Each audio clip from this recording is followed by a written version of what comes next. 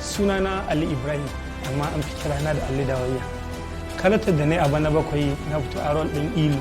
Gaskiya rayuwar Ilu a bana bakwai rayuwa ce ta abin al'ajabi, rayuwa ce da duk mutumin da ya tsinci kansa a irin wannan abin to ya san gaskiya akwai ƙalubale, saboda tun daga yarintarsa har girmansa babu inda ya ji daɗi a rayuwarsa, ƙarshe ma rayuwarsa ta ɓarɓarewa ta yi, kuma ba wani abu ba ne ya janyo a ce san zuciya na iyaye.